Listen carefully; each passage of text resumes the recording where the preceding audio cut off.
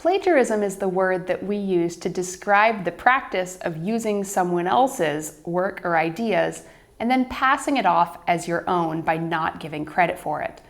We want to make it clear that as a scholar, you should absolutely be using the work and ideas of other scholars, but you need to be doing so in a way that makes it clear to your readers when you are using someone else's words or ideas. Plagiarism can be as blatant as copying passages from others' work and pasting it into your own paper, passing it off as your own writing, or it can be more subtle. It's considered plagiarism if you hand in a paper that you had previously written for another class, for example. And as we mentioned earlier, even a bad paraphrase can be considered plagiarism. An incorrectly formatted citation can be considered an instance of plagiarism. So in other words, it can be remarkably easy to be guilty of plagiarism either without meaning to or without knowing that you are. Some of the plagiarism we see most commonly is from misattributed or unattributed citations. A student worked so hard on a paper, pulled a few all-nighters to put it together at the last minute, and couldn't remember where he or she had found some of the quotes used in the paper. So the student might either make up a citation for the quote or not attribute a citation to the quote at all.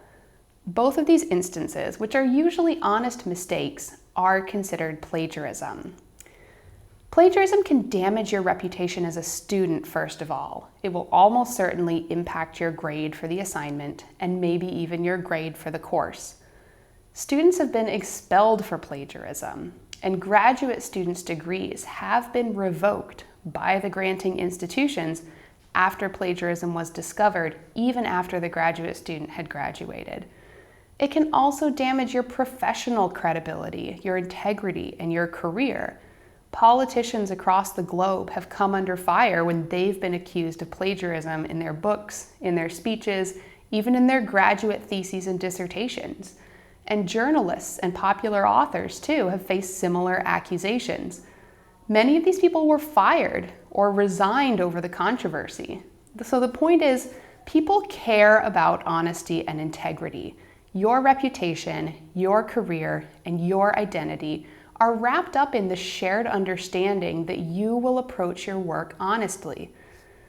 So having said all of this, what can you do in order to not be faced with this situation? The best advice we can give you is to work ahead and take good notes. Give yourself plenty of time to read, absorb, organize your thoughts, and find a note-taking system that works for you, whether it's paper index cards, programs like Evernote, or other strategies. Take precise notes about the quotes that you pull and make sure they are always associated in your notes with the source from which you pulled them. That way, when you start integrating your sources into your paper, you won't have any doubt about where that information came from. Read and reread your work carefully and ask for help. Ask at the Graduate Writing Center for strategies and advice and to help you check your work. Ask your professor or advisor for help. Ask your librarian for help with your in-text and bibliographic citations. You're a graduate student. We expect that you are here to learn, and we want to help equip you with the skills to participate ethically in this academic marketplace of shared ideas.